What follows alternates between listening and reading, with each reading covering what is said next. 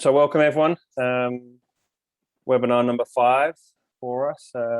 Slightly different topic this week. Thanks for everyone for jumping on. And as always, we'll have these uploaded to YouTube afterwards. But definitely a different experience for you this week, being able to ask some questions of a different direction to what we've had. This one being a little bit more player-driven than or player-led rather than from a coaching perspective. So, same as always, microphones muted as we go throughout, but freely ask some questions as we go throughout the discussion in the chat function, and take as many photos and bits and pieces as you want. So, I think we've got some very consistent names turning up for the session for the last 5 weeks, but very quickly, if you haven't heard from me or haven't met before, my name is Dan Shepherd. I'm the TD, Head of Football at Hills Football Association. Currently hold an A license and deliver coaching courses from C license down to the mini-roos space. Had a very brief, or should I say, enterprising sort of playing career. English League 2 was the highest I got to under 19s. But through my coaching experience, I've managed to do quite a bit better for myself than my playing days, and had a range of experience from grassroots football into NPL and into A-League Academy space as well as bits and pieces. But that's enough about me. Onto the main person for this evening. Introduce Lachlan Wales, joining us from down south in Melbourne at the moment. How are you, Loch? Good, thanks, guys. Thanks everyone for coming on, and looking forward to chatting to you about my experiences during football.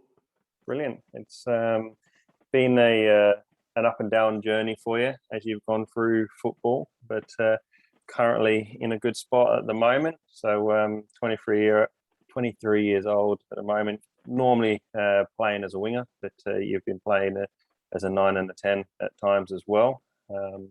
Currently at Western United, and the most recently the Olyroos, as we can see there. How was the Olympics? Yeah, it was an unreal experience. It was obviously different with the COVID and the restrictions, and the lead up to the games was probably I didn't really hit us boys till probably after the first game when we beat Argentina, and all our families were sending photos of us on the front page of all the papers. So it was an unreal experience, and something that I would cherish forever. Mm-hmm. It's not often that you can say that you're Olympian or even a national team player and then go and score as well. Even better, hey? Yeah, it's just a lucky little tap in. Just had to be there.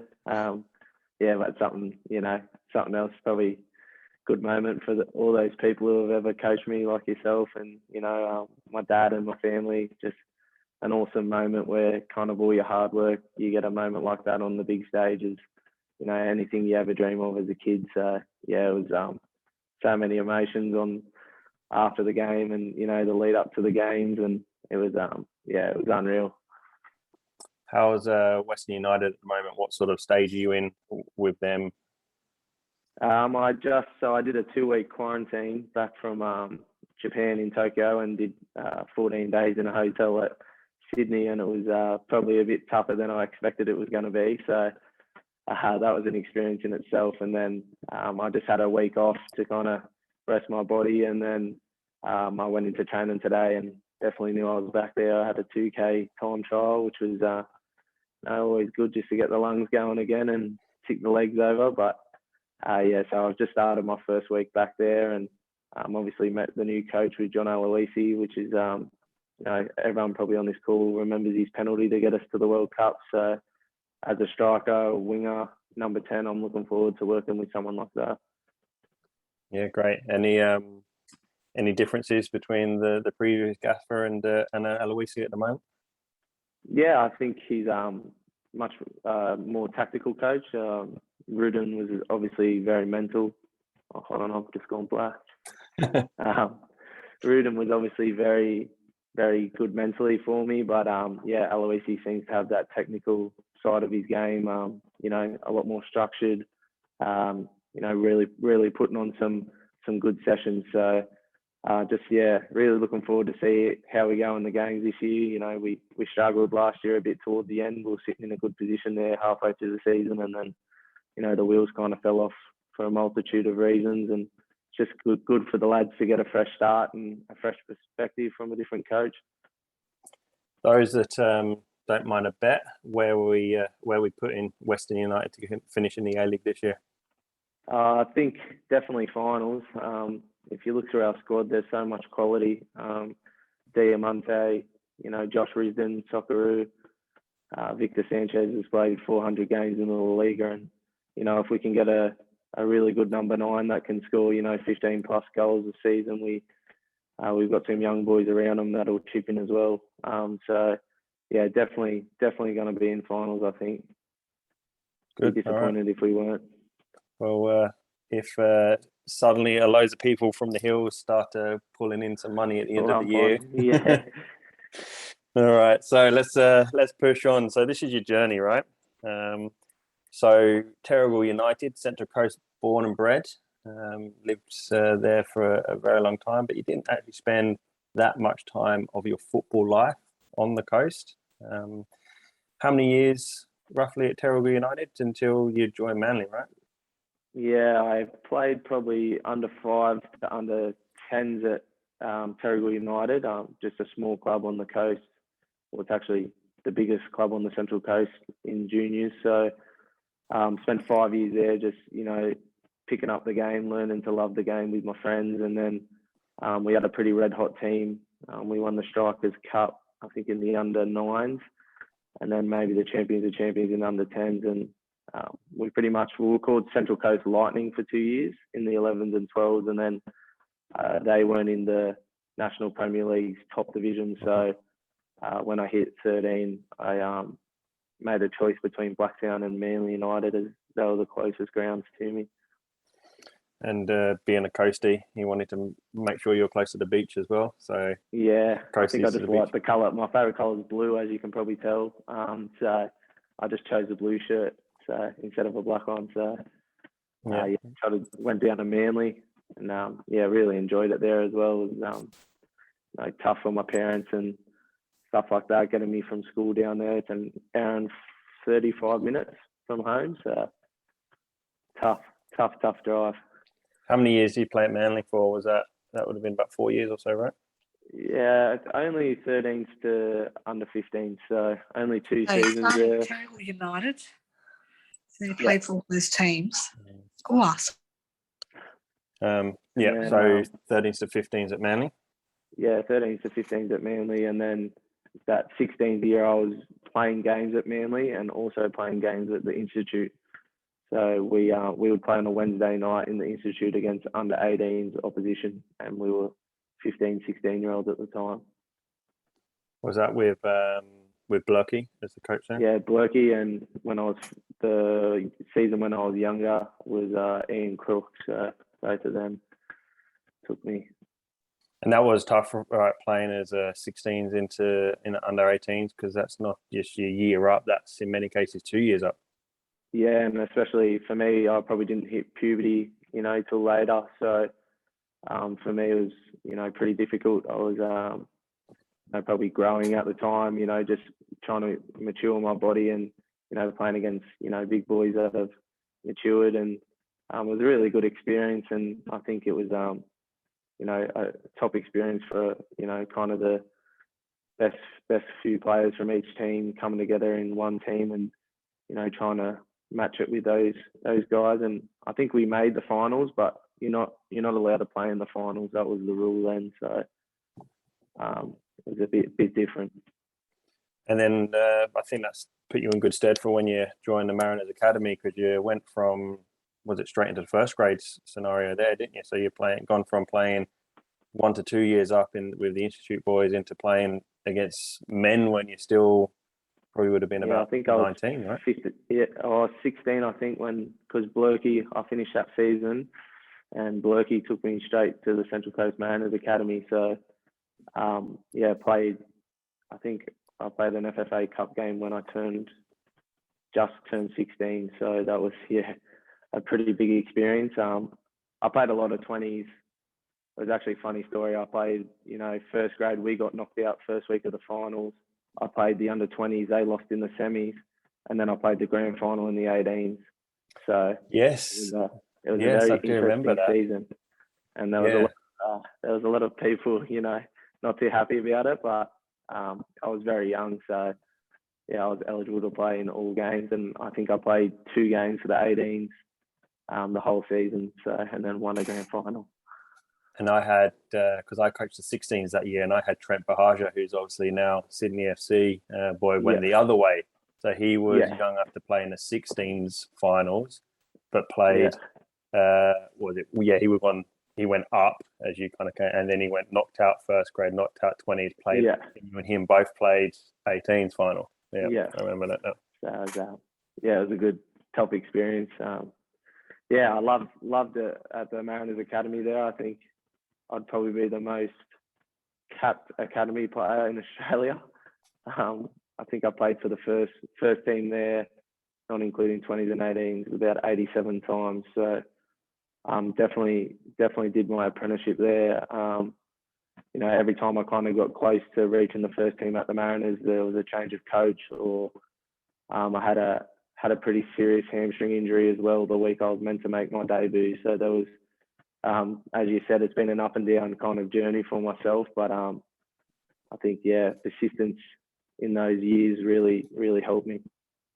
Because if you look at it just like that graphic does, it shows a pretty standard progression: club football to NPL to institute to academy to the first team, and then a couple of. Once you actually hear the story underneath that, there's quite a lot of up and downs within that. Being youngsters playing up, moving down, it's very hard for an academy player to not only make it into first team, but first team in a professional environment as well. And you almost had to wait a very long time for your debut in comparison to some of the others at the time. And is the story right that you were refereeing at Soccer Fives at the same time that you were playing in the A-League? Yeah, I was the lowest paid professional footballer, men or women. So I was playing professional games, and I was earning $80 a week at the time from the club. There was no match bonuses at the time or anything like that. So I would my debut, I went to school to Terrigal High the whole week. On Friday, found out I was traveling, left school, got on a plane. My old man was filling up my car. It was a crazy story, but the Paul Ocon at the time was buying me lunch in the airports and things like that, because he knew the Mariners had no money to pay me a full salary. Yeah, I think it shows how far you've come from that, and shows the how much you, I guess, wanted it, and the passion to sort of make sure that you made it worth your time and your parents' time.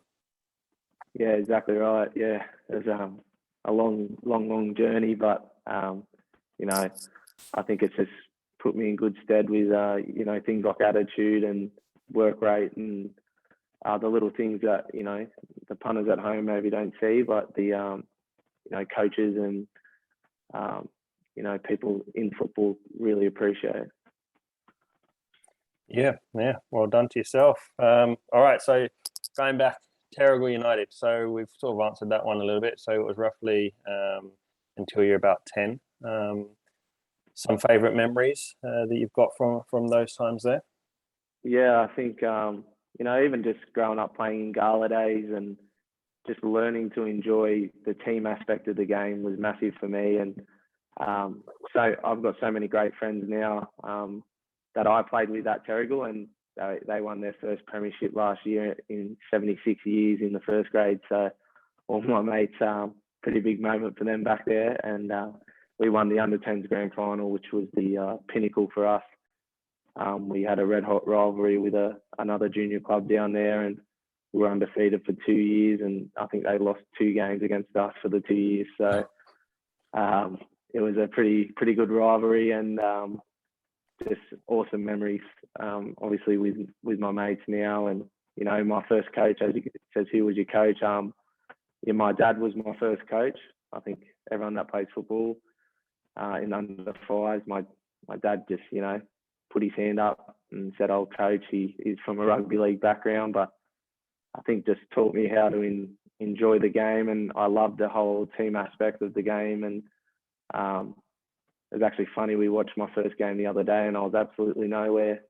There was a big cluster, and I was kind of just standing out the back and didn't even look interested. So definitely over time, you get a feel for the game. And I had a Uruguayan coach during this time that I would do extra sessions with, Steve Arbello on the Central Coast. He's a South American, very passionate, and basically taught me my technique from a young age. And South Americans are crazy, and he was crazy. But without his probably extra coaching, I probably wouldn't be where I am today. Yeah, I know Steve. He's a good guy. Is Steve. Definitely got the South American nature in him, doesn't he? Like all of them do, really. So any things that you can think back to in terms of grassroots football that really stick with you, that you sort of still do in your game, or some that your dad or someone has sort of said that is still true today for you? A long time to remember back. Yeah, I think as a kid, just the fact of being out there and making things happen. What I was learning in the backyard with my grandfather, or kicking a ball against the wall, just trying those things out, especially in grassroots football. That's where there's not much pressure down there, and you're fearless as a young kid, and just to interact with a team. And I think that was the biggest, the most important thing for me in grassroots football was the whole team aspect. Not so much my individual skill was obviously there from a young age, but more of the fact that I made so many friends, and from the word go that I enjoyed the game of football more than doing it as a career. At that stage, you're just loving football. You could play 5 games, and then you're playing the game after you get a sausage roll at the canteen. It's kind of just like you're just absolutely frothing football. So that's the biggest thing I kind of took out of grassroots football. Yeah, great. I think that probably resonates with most people on the call, and most people on the call probably coaching their son or daughter's team as well, and sort of seeing that just, I guess, supports what we say as coaches a lot. Just grow that enjoyment for the game. Hopefully someone will become an Olyroos or a Matilda down the stage, but it's a long way from under 5s, under 6s to sort of get to that. And as you said, you were the one standing out in the back, not really sure what you were going to do. Just because you're crash shot or not so crash shot in year 1 doesn't mean that you're going to continue that same trajectory, does it? No, exactly right. So as we touched from there, you've moved on to Manly afterwards, and you played 13s through to 15s with a bit of a combination in the 16s with the Institute. Any favourite memories from your Manly United days other than the blue jersey? I think I played with some fantastic players there who are actually playing in the A-League now, which is pretty bizarre in my 13s team. And then winning the Manchester Cup in the under 15s. At that time, the Manchester Cup was all the teams played this prestigious Manchester Cup, and the winner of the cup got to go to Manchester and experience that. We won the New South Wales version against some pretty red hot teams. Marconi Stallions had a really good team back then, and winning that was probably my favourite memory from Manly United. We unfortunately lost the grand final against Bulleen Lions, which is a Victorian team. If you win that, you go play Manchester United at Old Trafford. So it was disappointing. We got a red card in the first half and took in the penalties and unfortunately lost. But some awesome memories there. And, it was actually a really, really well-run club. I haven't kept in contact with many people that were there at the time, but it's funny, old fella, Jimmy, he actually scouted Lucas Neal when he was younger, and he's the coach. He's the kind of scout when I played for Central Coast Lightning, we played against Manly United, and he come up to my old man, and that's how we kind of got to Manly United. So he'd be about 90 something now, and my old man still emails. They email each other every now and then, and share jokes, and he watches all my games. So they're probably my favourite memories from Manly United. Who was your coach back then? Did you have the same one throughout, or a couple of changes? I had a couple of changes. I had Matt Sim, which is probably a name you probably all know from the NPL and the A-League. Simmy came back from Swansea City at the time and had a trial there, and was kind of in between going to the A-League and coached our Manly team. He was a fantastic coach. I think he's in coaching now somewhere. And we were on. He was on my A license on my Part B. We're on the same one. Yeah, he's a really, really good player, and similar player to me, actually, fast and good little winger. So learning off him was unreal. And I also had Fernando Lambert, a Brazilian coach in the 15s, who was quite different to what I've had before. So he was also really good. And I think at that age, it's the coaching is really important at that age. That's probably after seeing and being in a lot of international tournaments, that's probably the age where we don't quite reach the next level. We're probably on par with them at 11, 12, 13. And it's probably that 15 to 20 year mark that we seem to lose touch with the rest of the world almost. Any thoughts from your perspective, being in that space, why that might be then? I'm not totally sure. I mean, I like the way that football's been set up now with the academy systems from ages 11 through. I mean, there's a lot of different sports here. I mean, you got rugby league, AFL, that are massive sports, but probably money is probably the big one. Investing into our younger players, I think it has to be more of it. The facilities, they're good here, but I've just come back from Japan, and it's different levels over there, and it's not just one pitch for the first team; it's 11 pitches for all age groups. And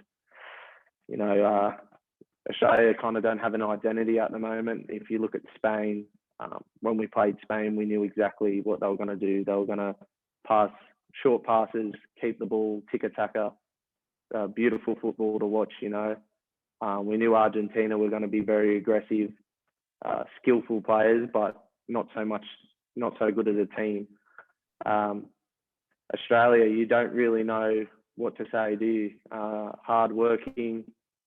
Do some coaches play 5 at the back, some coaches play 4. So I think the identity is probably the biggest thing Australia needs. Football philosophy. There's nothing wrong with sitting in a 4-4-2 block. If that's your philosophy, that's your philosophy. I mean, we were never just going to rock up against Spain and outplay Spain. It was just impossible to happen. They've been in these tournaments for 30 years, and it was the first time the Olyroos have been to the Olympics in 14 years or something. So it's just, there's a lot of factors, but I think there has to be a bigger focus on probably that 13 to 20-year-old age group. This seems where we lose touch. Yeah, I think a lot of people would probably agree with that to some extent as well. And I'd also sort of counter that by saying that those younger age groups, how much better can an overseas player be against a 13-year-old? There isn't that much more opportunities for training in comparison. And obviously, by the time you're 18, 20, you could have done almost 1,000 more sessions than your compatriot across the world, or less than, or whatever. So it's definitely slightly different, and I would add probably lack of opportunities for younger guys being able to make an A-League or a B-League sort of step in. What do we have?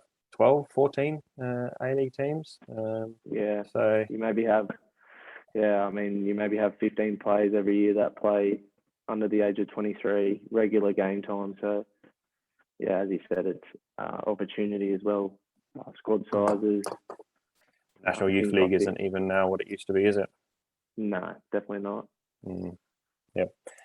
All right, so Institute, we've spoken a little bit about that. Different to NPL in that you were playing midweek games in that scenario. You were playing up a year. Jason Van Blerk was your coach, so many people would know him from his time in the Socceroos. He was a pretty handy player himself. He's to see him join into a couple of sessions himself, and he could still play a bit about him. But what's your sort of number one differences between, I guess, Manly and Clubland to Institute? I think it was, it was unreal for me to go in there and just play with, 11 or 16 good players every week, very good players for their club. And, you play against them every week, not knowing what they're like. So to go link up with them all week and play a game on Wednesday was just really enjoyable. And it was a really good environment there with Blurky. He actually played me right back the whole season, which was really different. I was, always played on the wing or midfield when I was growing up, and he said to me, "You just can't defend, so we're going to spend some time working on your defence, and you're going to play fullback." So, I was kicking stones for the pre-season, going, "What's he talking about?" But it ended up, when I ended up back at the academy, he put me back on the wing, and I became a much better player, being able to defend one-on-one and win more duels. So that's something that he really taught me. That was a lot different to what I'd had normally.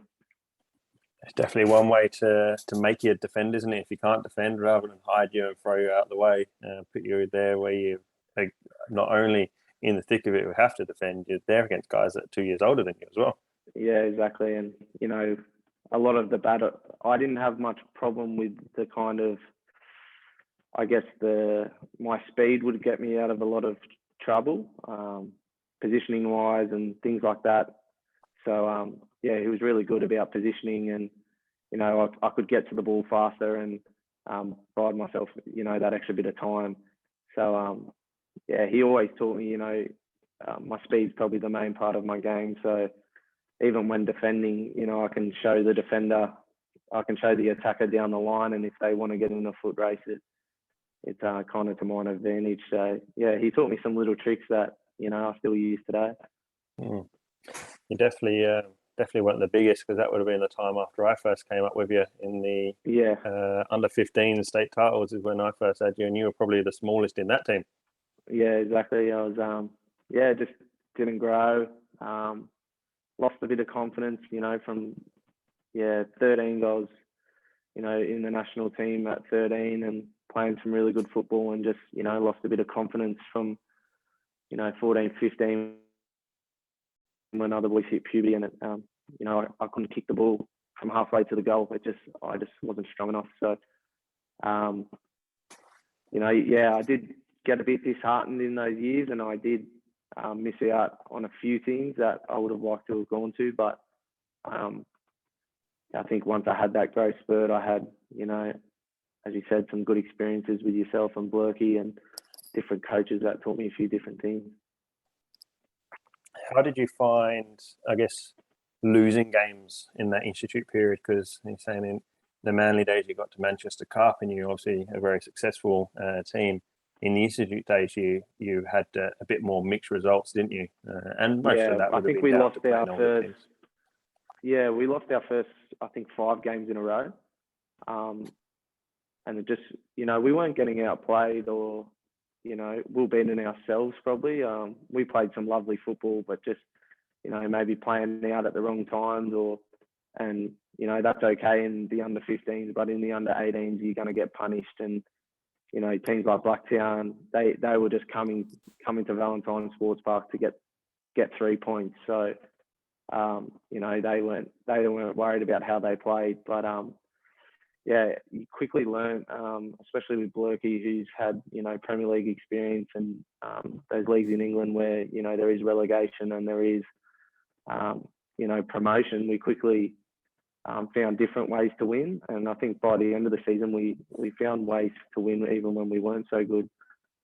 So it was a really good learning experience, and very enjoyable. All right, so that moves now onto Central Coast, which is a big chapter. So you come into the academy as what, a 17-year-old, then playing mostly first grade, played a bit of 18s, 20s and first grade in that space.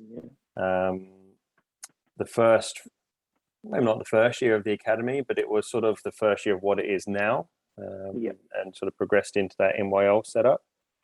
How did you find the academy overall, and how does that differ between then, I guess, the NPL semi-pro sort of space into that professional space?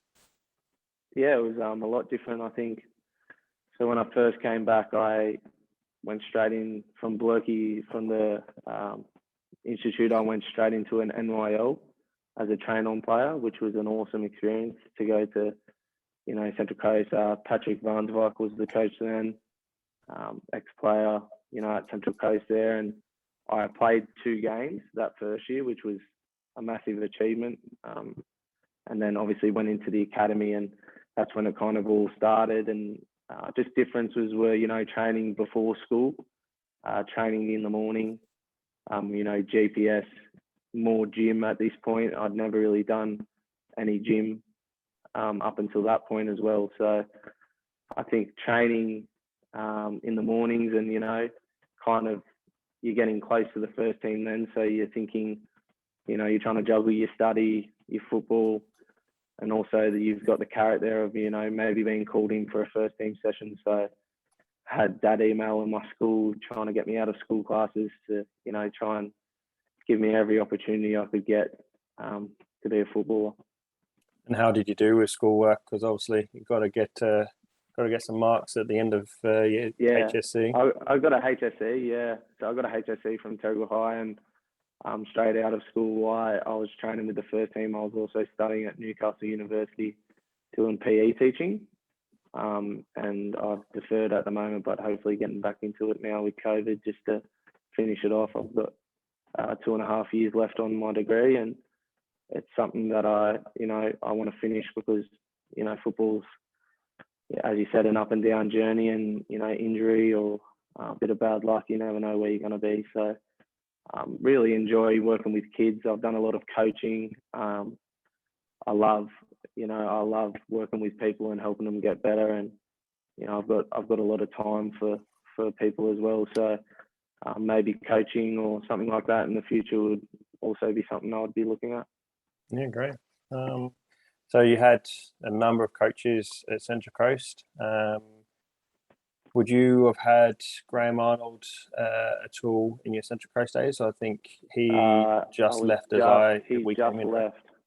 Yeah, he just left. I had his assistant Phil Moss, who was at the Mariners when I first came in there as the first team coach. But I was a ball boy at the Mariners for a lot of years, so Arnie wouldn't remember me, but I remember him saying, chuck the balls in quick before the game and things like that. So it's funny. And obviously Andrew Clark, he's the strength and conditioning coach for the Socceroos now. I used to go surfing out at North Wombie, and he was always out there with a few of the Mariners players. So I was always around it, but just missed out on Arnie. I had a number of good coaches there. I had, Tony Walmsley. He was, probably not so good for me. I got into the first team and, hurt my ankle pretty bad, and got a chance to him and was in some pretty good form in the, couldn't get a crack. Got sad. Oakland believed in me the most. So he gave me my first game in the A-League, and I'm forever grateful for that. And he's from all reports was a tremendous player. Played in Belgium and played for the Socceroos, and one of the best players Australia's ever seen. And to have someone like that really believe in me, and from day one he came in, I was in with the first team and kind of never left that environment when he got in. So would you say that you played your worst football under Tony, who perhaps you felt like he didn't really rate you, but your best under Paolo, who perhaps did rate you? Yeah. I mean, that's football. It's a game of opinions, and you only need one coach to like you to kind of get your start. So, with all respect to Walmsley, he wanted a older kind of English style team, which I didn't really suit that kind of game at the time there. And then Ocon was a lot more footballing, and and oddly enough, I didn't play that much number 10, and Ocon saw me as a number 10, and I played some really good football in my 11 games at the Mariners under him, and it was just I was ready to go, and when he put me in, I just everything went my way for those couple of weeks. It was unreal. Am I right in thinking did you make an assist on your debut or score a goal or something like that? Yeah, it was a corner, wasn't it? I got 2 assists on debut against Melbourne City, and that's kind of how it all came about with my move down there after the Mariners. So what advice would you give to any player trying to move towards an A-League NYL position? They might be that grassroots football now, or be that on their way up the tree through the NPL. You've had coaches that rated you, coaches that perhaps didn't rate you, playing out of position, playing in position, playing good football and not getting opportunities. What's your advice to the players? I think patience is the big one. Growing up, you see a lot of players you play against, or I did, a lot of players I played with, or even against, making their debuts at, 17, and I kind of didn't get a crack till I was 19. So patience was massive for me. I was playing really good football in the NYL and the NPL. At the time, it was difficult at the Mariners. They were in, the worst form an A-League club's ever been in, losing a lot of games.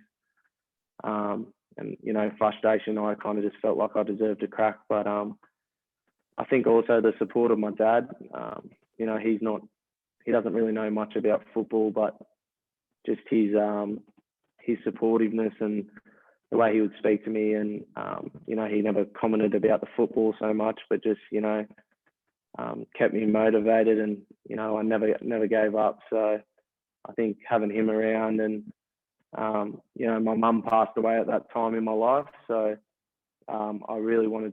She just asked me to chase my dream and be a professional footballer. So I think that's when I started playing my best football, was probably at 18 for the U team, and when Ocon came in, and I really started believing I could be a footballer.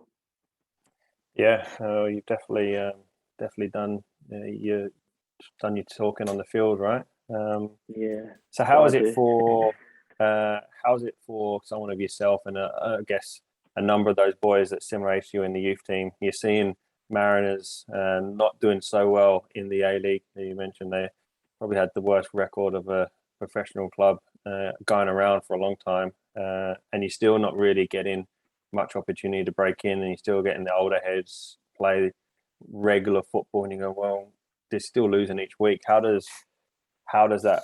you keep yourself motivated? How do you still make sure you go, well, I'm not just going to throw it in the tin and just go and play NPL football?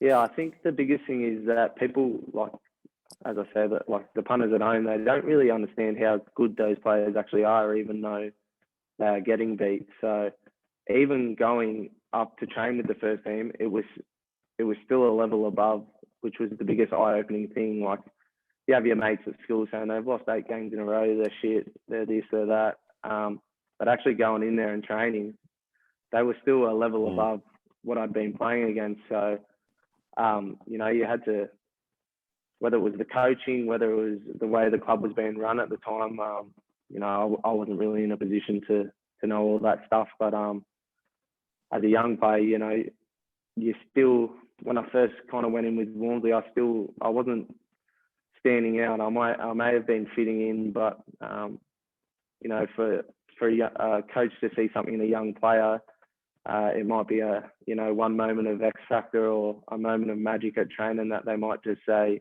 well, here's your chance. And at the start, I was probably a bit timid and a bit stand backish and didn't want to, kind of just got the ball, played the ball. And as I got more time in there with, Ocon said, whatever you do in the next 6 weeks, it's not going to matter. You're going to train all year here and be a professional footballer without being paid like one. So that gave me the confidence just to train and be myself at training more than anything. So I'd say to young players, just express yourself, because as we've said on this chat, it's one person's opinion. Someone likes Messi, someone likes Ronaldo, everyone you talk to. So it's a game of opinions, and that's what makes the game, so enjoyable.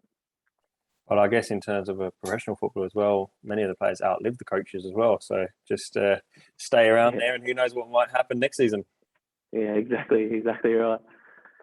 So I guess then your next chapter, Melbourne City, you moved down south after your 11 games at the Mariners. Some people saw that a bit of a surprise, the Central Coast boy leaving the coast. But a good move in terms of stature of clubs. How did that sort of come about for you? What sort of motivated that move? It was actually, I wanted to stay at the Mariners. So after the 11 games, Ocon was still coach, and they said, we're going to sign you on a 2-year deal. With 3 games to go, he got sacked, or he left, because they wouldn't give him any money to sign foreign players. So I came into pre-season with Mike Mulvey, thinking I had a 2-year contract on the table, and walked in for it was kind of a U team game versus a first team and trialist, and I was in the U team and banged in a double. I think we got a 2-2 draw against the first team, which was a really good result. And he spoke to me after and just said, I don't believe in 2-year deals in football for young players, and I would only be willing to offer you a 1-year deal as a squad, rotation player. I'm bringing in some pretty good experienced wingers, and you're not really going to be in the first 11 so much. At the time, it was,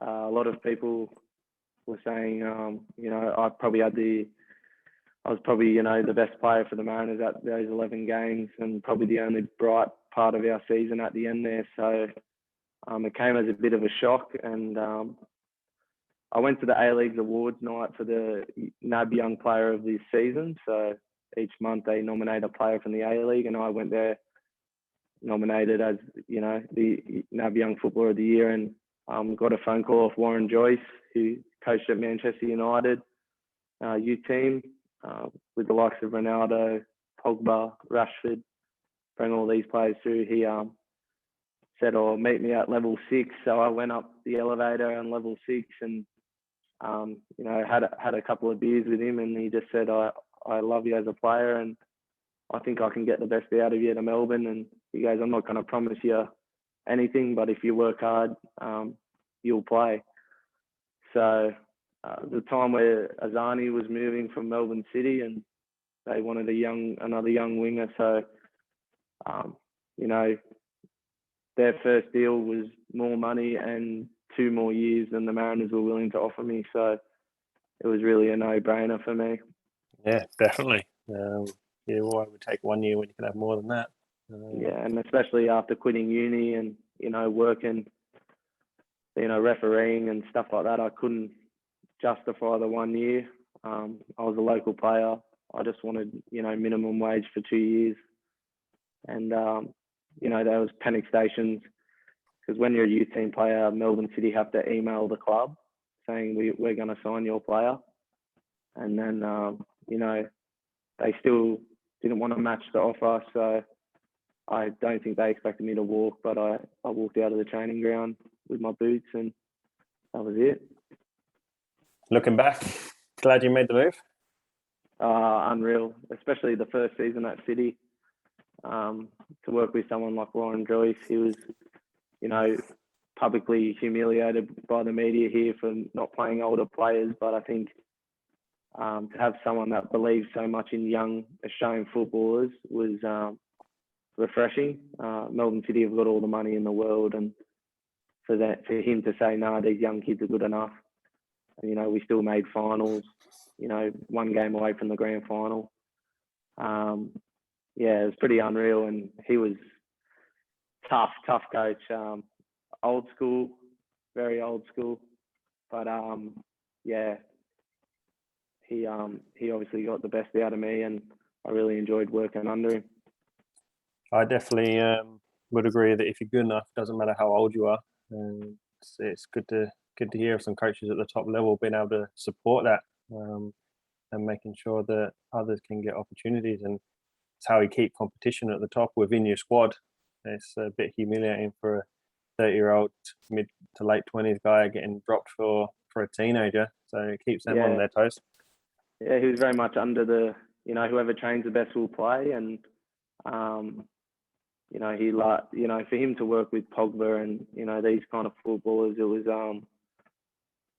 he was very hard, like 5 o'clock in the morning, he would ring you the night before at 8 o'clock saying you don't have a day off and you're coming for a run so I can get to know you. So he'd take you through the shopping centre and all your gear. It was really embarrassing as, you've got all your Melbourne City gear on, you're running past JB Hi-Fi with this old English bloke chewing your ear off. But he was quite a character. And I still keep in contact with him at the moment. It's someone that I really appreciated his coaching. So then you moved to where you are now, Western United. Move across Melbourne. What was the thought process behind that one? The second year at City was difficult, even though I played in the grand final and had at the start of the season I couldn't break into the starting 11 after a really good year, and then at the back end of the year got an opportunity to play and played 4 or 5 good games and ended up in a grand final against Sydney and nearly won the A-League. But with the Olympics coming up, I knew that to be in that team, I would have to play, most games. So speaking to Rudin and, after speaking with Eric Mombarts, the French coach, it was pretty clear that he was going to use all visa spots on the front three. So for me to go to Western United, and link up with Diamante and players like that, it was, an easy move for me, just 10 minutes down the road. And had a really enjoyable season this year.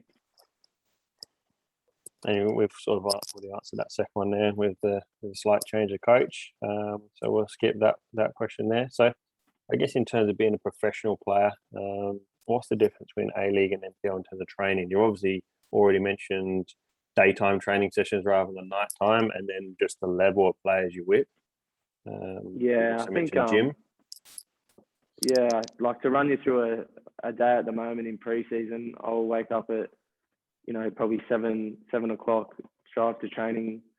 I'll do a pre-activation session 15 minutes before the training actually starts, just an injury prevention, band work, things like that. I'll train a field session, come off the training ground, do an ice bath, say some sort of recovery, have lunch, and then I'll do a field session in the afternoon or a gym session in the afternoon. So, double sessions are different. You got 22 professional players, so larger groups training almost. If you're not switched on, there's someone there to take your position. That's probably the biggest difference between NYL and A-League is, if some boys toss training off, they're still going to get a start because they're talented and, can probably get away with it. So, some days I don't get home till 4:30 or 5 o'clock. There's a lot of new technology with Pilates and things like that. So it's all changing, and I'm happy to do meditation and things, like some weird things that I would never try before, just to get with the new trends. And it's really enjoyable, but I remember very taxing. Yeah, I remember when I was 18, 19 at Stevenage in England, and we were doing double sessions in pre-season. And then during school time we would then do our lessons in the other one, but pre-season it was always the double sessions. And the fear for us was falling asleep on the train on the way home, because most of us weren't old enough to drive at that stage, and it could be playing a bit of game of roulette and dicey whether or not you miss your stop or whatever, because we would literally do a 2-hour session in the morning, go for lunch, have another 2-hour session. You'd sit down on the train for any longer than the first stop, and you can feel yourself just dropping away. Not enough, yeah. I guess that's just a matter of getting used to over time, right? Yeah, and then as your body develops. Like my 5th season now, or probably 5th season, pre-season now. So, you know, I'm kind of seeing the, 17, 18-year-olds now coming through, and my body's, not as sore at the moment than probably theirs. They're walking around a bit battered today, the young fellas. So to give some advice to them, I mean, I'm not old in terms of a leader or anything like that, but I kind of like that part of the game as well. If I can just, be friends with I'm kind of friends with everyone and real energetic around the club. And the standards of football since I was at the Mariners, and there was no lunch provided there or anything. Then I went to Melbourne City, where there was a chef cooking me 2 meals a day. So that's kind of where the eye-opening experience was, to go where, this is the closest thing to Europe closest thing to Europe at the moment in Australia. And then Western United, to go to a new club and kind of do a startup club's been really enjoyable as well. They've obviously, people probably don't realise they've got a lot of money as well, and they're building they'll be the first team in the A-League to have their own stadium. So they've just got that approved, and, hopefully start turning the soil. And this is, I see a bloke there with, I think, a Liverpool beanie on. This is what football needs here. We need your own stadium where you can take your kids to for a reasonable price, and you don't have to worry about the AFL or, rugby league playing on your stadium. It's purely based on football. It's going to be a 15,000 capacity, so it's not massive. It's exactly what Australian football needs at the moment. So it's a really exciting club to be out on and off the field at the moment. I guess that comes back to, like we said at the beginning, with a little bit of your Olympic stuff. What's the national identity as well? Like, I had never seen a cricket pitch and a football pitch till I came to this country. I'd never seen the rugby and football goalposts until I came to this country. Exactly. So moving on to your representative stuff. So state titles, you played pretty much every year, under 11s through to under 15s.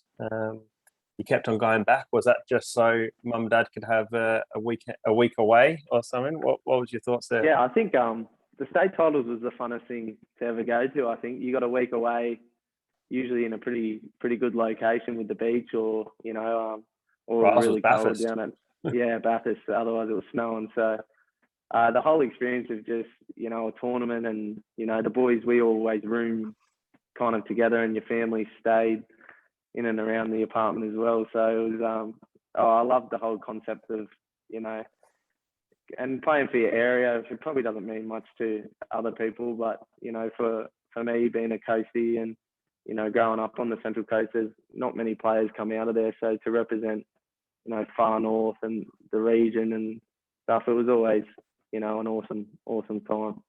I still remember the year that we had, I think it was your mum said if we won whatever game, because then we were going to win the tournament, she would buy you the new FIFA game, because you and I think it was Flotman and Macca were playing in FIFA most nights, and we canned our team meeting that night and had it blown up on the big screen. And we had it was an awesome time, and for the last year to win it with you and the group of boys that we kind of went there every year with, and we come second so many times, and we had a really good week. I don't think anyone really got near us that week. So we played unreal that week, and it was just an awesome group of people, and even the parents and stuff. Everyone got along really well, and we had some good players in that group, didn't you? Obviously, Flotman and Hubert Bell, professional players in that group. Both playing in the A-League and probably a few more that could have easily kicked on, but you know, as I said, it's difficult to get an opportunity here. So, but you know, I'm still mates with all of them, and you know, the memories pop up on Facebook, and you know, we always have there's still the group chat and stuff like that, and the boys chuck them in there, and you know, some of them are down at the pub putting money on me to get the first goal and sending me photos and videos, and it's just awesome to have, you know, those memories with your friends growing up. What's it like, sort of playing in a? It's not a knockout tournament. You're still guaranteed to play all your games, but it's different to league football. It is a tournament, although you're not like the Olympics where you're going to get knocked out halfway along. Yeah, I think we need more of it in Australia. Like the biggest tournaments in the world are the World Cup and the Euros, and you know, the Copa America. So they're all knockout tournaments. That was the thing in the Olyroos. We got to the last game, and none of us had played three games in 9 days. The boys from Australia, we've played one game every 7 days, one game every 8 days. So we were knackered. That was the bottom line of it against Egypt. Everyone on the internet said we were defensive, things like this. What they don't realise is the first 2 games were in air-conditioned stadium, and the last game wasn't. And going out for the warm-up, I think, yeah, we were in a bit of trouble. You know, the first 10 minutes, they came out pretty hard against this Egypt, and that's what we need, is more tournaments around Australia to get used to that. You know, we're not playing in the Olympics every year, unfortunately, or, you know, the Asian Cup, you know, it's a decent level, but you're not playing against Spain and, you know, Argentina and teams like those every week. So you would say tournament football for youngsters is less about actually winning, but it's more about just exposure to different types of football, yeah, just and regular and top to best, really. Yeah, exactly right. And just to get the games, that's the biggest difference is, you know, the boys we were playing against, they had 200 games in the La Liga. I think I was the most experienced A-League player, and I've got 77 games or something. So, and that's at the top level. So, you know, for people, I mean, people can write whatever they want on the internet, but you know, they're worth $500 million, Spain, and we're worth 10 million. So it's we weren't that far off it. We were, and you know what, we almost did shock the world in terms of results, and it was an awesome experience. And we just need more exposure to those tournaments, and as I said, more games in that arena. So what made you more nervous, representing Australia under 13s or under 23s? Oh, probably under 13s. Yeah, it was kind of I made the New South Wales team, and it was weird. The first day I didn't play one of the games. It used to be you could only make 3 subs and didn't play a game, and then I got a hat-trick against Victoria and made the under 13s Australian team, and we went and played all the Asian nations in Malaysia, and that was the first kind of professional experience I got, and I was so nervous, and it was just like my family all came and all that. And then with the Olympics, I was before the Argentina game, there was an article popped up on one of the boys' phones, and he goes, "Look at this bloke's about to get signed for Manchester United." And I said, "Oh yeah," and then he goes, "Oh, he's playing left back," and I was playing right wing, so I kind of, you know, I had a chuckle to myself and thinking, you know, how good's this? Like, as a young boy from Australia, you know, you're up against the best. And yeah, probably wasn't as nervous, to be honest, for the Olympics. You know, I always have nerves, even if I'm playing a training match or anything. I just think nerves are a good thing, and shows that you care and you wanna do your best all the time. So yeah, I mean, singing the national anthem and doing all that, it kind of gave me your shivers down your spines, and you remember everyone that's kind of been part of your football journey in that little moment. And yeah, unreal experience. What's it like? Does it add more nerves when the gaffer's the top man? Yeah, it kind of put you more at ease. He's a very good coach, Arnie. It's very simple, his messages, and you know, he only wants you to play to your strengths. So each individual has a different role, and as a team, you know exactly what he wants you to do. And I think that first game really showed we had, 2 weeks to really prepare for that one. We did a lot of video. We threw a dummy against New Zealand and played 5 at the back, just so Argentina got videos of us playing 5 at the back. And then we were always going to play 4 at the back. So some little things, he wouldn't let you call the opposition Argentina, Spain or Egypt. There was opponent 1, opponent 2 and opponent 3. We broke it down to kind of, 11 individuals versus the other 11 individuals. And he had some really quirky things that all the boys just bought into. And, we were 10 minutes probably away from Spain to get in a draw, which would have got us through, which would have been amazing. And then we would have played Brazil. So it wouldn't have got any easier. No, but, not at all, would it? Go play against but it was awesome. Richarlison. Yeah. Well, actually, you might have been up against Danny Alves, wouldn't you? Yeah, and we were sitting on the bus the day before the Spain game, and Pedri had the 80 million euro tag on him, so it was just like bizarre. You're playing against a player that played 70 games for Barcelona in a season, played with Messi, and is one of the best young players in the world, and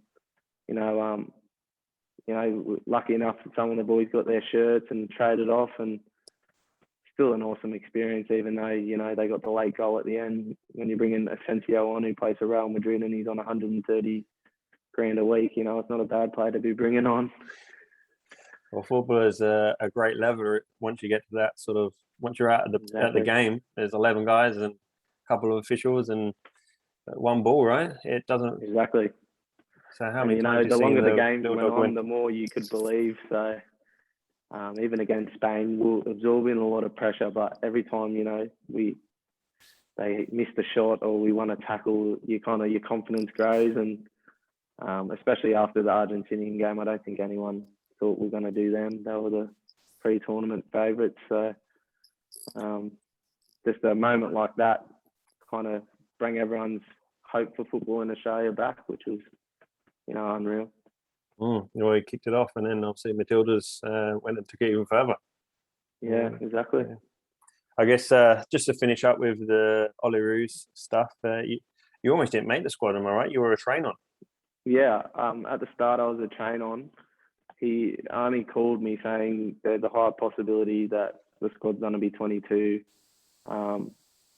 He kind of said it is going to be. I just have to name you as a train-on until it gets the green light.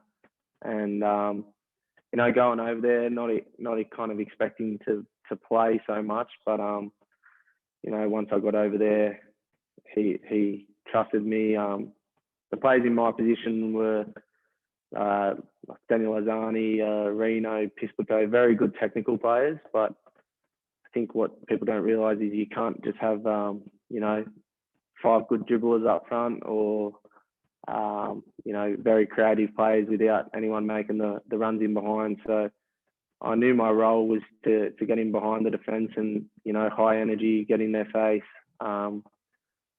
and make it be a bit of a menace. He trusted me with my work rate and things like that. And, I was surprised, but I also trained really well. And he just said, you've earned this opportunity and you've never let me down before. So get out there and enjoy yourself, kind of thing. Well, that's a good little confidence boost before you go and play a game, isn't it? Yeah. And, to grab a goal, kind of repay his face, it was unreal. Who cares? It's a tap-in. They all count the same. Exactly right. I could have had a hat-trick as well. I missed a few. What could have been? Yeah. So a couple of questions that some of the viewers have sent to me before we've got online tonight. Best player you've played with? Best player I've played with, I'll give you 2. One is probably an obvious one is Diamante. He's unbelievable, just like ridiculous. You can't get the ball off him. His left foot is outrageous. Played 30 caps for Italy. His enjoyment for football is pretty obvious. If you've got him on Instagram or social, he's an absolute larrikin. He's got tattoos everywhere of just random stuff, and he just loves the game. So he's really different. He's not so professional in the way he looks after himself. He just loves football, and the things he can do with the ball. I've never seen anything like it. And then with the Olyroos, a kind of younger player, probably Nathaniel Atkinson. I thought he was very good. I liked him. He was unbelievable. When I moved to City, I lived with him for a few years, and to see where he's kind of come from as a boy from Tasmania. You talk about grassroots football. He's probably got interest from some of the biggest clubs in the world now. So, he's an unbelievable defender. He had these players being signed for Tottenham and Manchester United, and not one of them could get past him. So, he's kind of the young player that I think is the best young player coming through in Australia. Best player you've played against? Best player I've played against. Well, got some names there, haven't you? Yeah, Stephen Taylor, when I played up front, He played in the Prem. Just really smart. Obviously, he's not as quick as he used to be, and knew I had him for pace, but he's just the way he read the game, one step ahead. He was brilliant. Luke Bratton from Sydney, awesome player, and obviously being away, probably Pedri, just to see him, his ball control and just the way he manipulated the ball was, I just thought to myself, how does someone get that good with the football? It's very cultured, that Spanish kind of way of playing, and he never looks like he's not got an option or knows what he's doing with the football. So, yeah, there's some people that I think, are top footballers, and, to play against them and, to play with some of those players is unreal, and hopefully I can play with some more quality players. I guess a bit of a double question there. So what's your next target in your career? I'm assuming it has to be win a trophy with Western United. You're probably written into your contract to say something like that, and then looking to go overseas, stay in the A-League. Yeah, I'm looking to go overseas. After the Olympics, I've had a few nibbles there, and with me being full Australian, the visa's a bit of an issue at the moment. So, I'm contracted here for Western for one more season.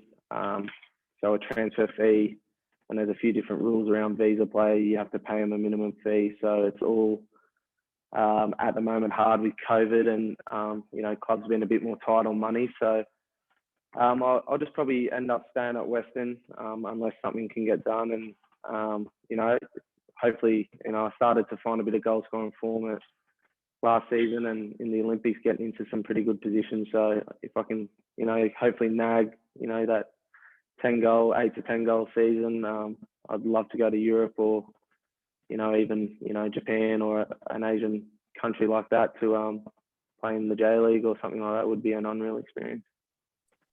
Maybe follow Tommy Roderick's role, go over, join hands in the Celtic or something like that. Yeah, I think they're after Tilio. So, you never know. Even just to experience somewhere in Europe would be awesome.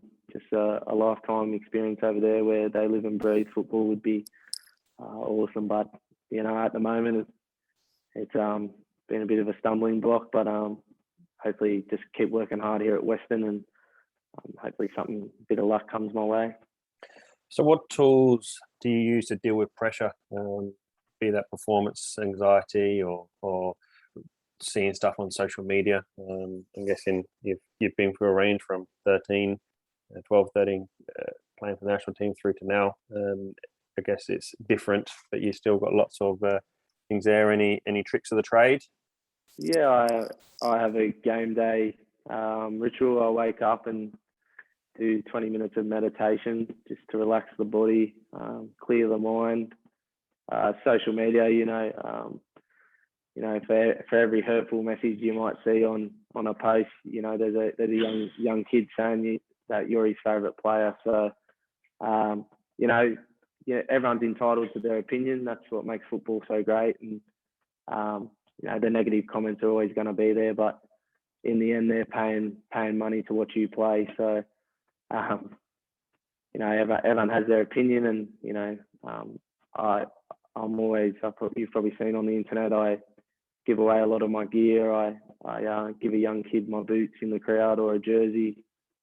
just something to give back to the kids, because I was a young boy at Central Coast Stadium every day with Matty Simon signing my jersey, and a couple of minutes of your time, maybe makes their football dream come true. So that's the biggest one for me, is probably giving back to the young kids. The social media stuff, it's massive these days, but I don't really read it, but I know some boys do, everyone's entitled to their opinion. Yeah, that's fair. We've sort of slightly touched on school already. Did you get special treatment from school to allow you to sort of miss, and then how do you catch up with that? Yeah, I got special treatment. I'd probably get to school if I was training with the first team around 1:30. Get the notes off all my teachers. I think the funny thing was, in ancient history, I had a 23% attendance, and that was actually my highest ATAR result. So I had some really nice people at my school. They really looked after me, and in the Olympics, they were all sending me messages, my former teachers, and I think they were buzzing a bit as well, just to see me, get to that stage. And I think it's important for kids to finish school. Football, how many kids become a professional footballer? Not many, out of how many play. So, and school was an awesome time, playing with your mates, messing about.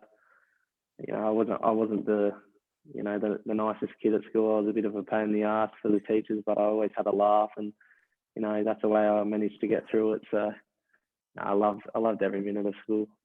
Did you find it much of a challenge traveling to Manly 3 nights a week with school stuff? You probably training around 6 o'clock, so you probably got to leave the coast around 4:30 or something to be able to get down there. Yeah, it's literally straight from school, and I think there was about 4 or 5 of us from the coast. So the parents shared the driving, and you would take your books, but it never quite got done. We had a few characters in the car, so there was always more talk about who's your girlfriend and stuff like that. But I took the books. I'd be honest with you, I didn't get much done in the car trip down there, but I think I got pretty crook, just run down, a few times during school, where the body just couldn't keep doing it. So that was probably the biggest thing, was keeping up with your food and hydration, and just little things like that when you don't think about when you're 13, 14. So what's the most challenging part of becoming a professional footballer? I'm assuming it's just the amount of competition there is for that potentially one spot in a squad. Yeah, especially for young attackers. You look across the A-League, and every front three is foreign. So you look at Sydney FC, Bobo, Ninkovic, and Baljohan. There's not a room for an Aussie in the front three. Especially when Trent's been injured so much, right? Yeah. Melbourne City is the same. McLaren's an international. Matt Leckie's an international, and Naboo's an international. That's the hardest thing. And, to go to Western and for them to give me the, insurance that they'll give me a run and a good crack, that's definitely the hardest thing, is to find somewhere where you can get the game time and get the minutes in your legs. What's the biggest differences between A-League and international? Obviously, you mentioned playing so many games in such a short space of time. What else? I think the whole build up to it, almost. You're coming together on short notice. Boys were coming in from England, boys were coming in from Japan, and then trying to get all that together in the space of 2 weeks to try and get the balance of the team, get everyone on the same page. That's probably the hardest thing. And then, but I think it's a really enjoyable experience, to be honest. It's to put on your jersey for your country, and that first game we'll definitely just sell up for it against Argentina, and to have that's something that I'll just never forget, because we literally played them off the park even when they had 11 men that night. And I think it's one of the best, Arnie said to us, that's one of the best Australian performances in any age group, Socceroos, in the history of Australian football. So to have a moment like that, and to see how close we are, but obviously still far away from being that top nation.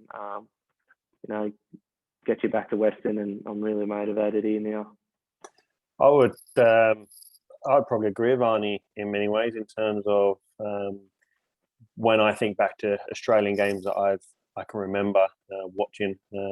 It's up there with Asian Cup final for me in terms of moments I can remember in the game, for probably the importance of it, as well as obviously seeing you score a goal as well. That doesn't happen all the time. Former player of mine going scoring a goal in a tournament like that. It's up there with Asian Cup final for me in terms of what I can remember of it. So definitely done yourselves. Very proud. We had Marco on our Hills football last year during COVID as well. So that's a good little one from Hills football. The two goal scorers. Yeah. He's a good little player. So hopefully he keeps doing well at City and see what happens. So last question, probably one of the more interesting ones we sort of got is, so if you were 12, starting to make that trip down to Manly United again, what would you say to a young 12-year-old Lachlan Wales, potentially just about to pull on the Australia jersey again or something like that? Is there anything you're trying to change in your game? Anything you wish you'd focus more on?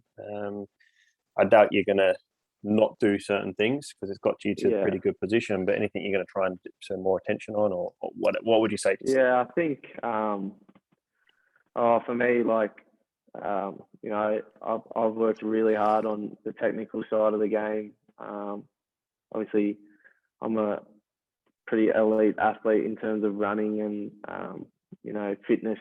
That's never an issue for me. So the technical side of the game, when I was a 12-year-old, you think, whoever wins the beat test is the best player, which is not true. So if I could tell a 12-year-old kid, I would really just say, enjoy the football, like literally enjoy the ball. If you can keep the ball and you can work out of tight situations and be technically good player, it'll serve you in a long way. I mean, the running and stuff, something you can't teach, which I've been blessed with genetics and things like that. But one thing you can definitely work on is your skills with the ball, whether it's juggling. I remember juggling hours upon hours every day. I think being competitive helped me a lot, even just to beat the jugglers from the last day. I'd win the beat test because I wanted to win. Just brought up in that kind of win at all cost kind of nature, and I would tell a 12-year-old, to really hone in on your skills and know what you're good at as well, because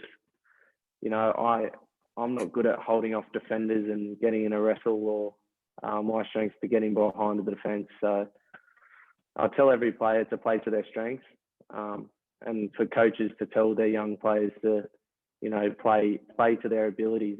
If you've got a quick young player and you're telling him to come to the ball all the time, you're really killing that kid's development. He's let them express themselves with what they're good at. If they're good on the ball, tell them to get on the ball as much as they can. I think the biggest thing is for me was confidence. Coaches giving me confidence always. I love a hug.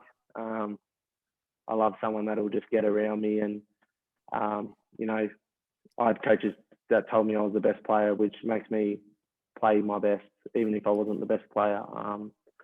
Little things of like a pre-match talk, telling a young player, or get the ball out to Lockie in the first 10 minutes to get him in the game. Just a little confidence builders. I think, there's always a time to smash some kids, tell them some hard truths, but I think, confidence to express their ability and, their skills would be the main thing I would say to a 12-year-old. Brilliant.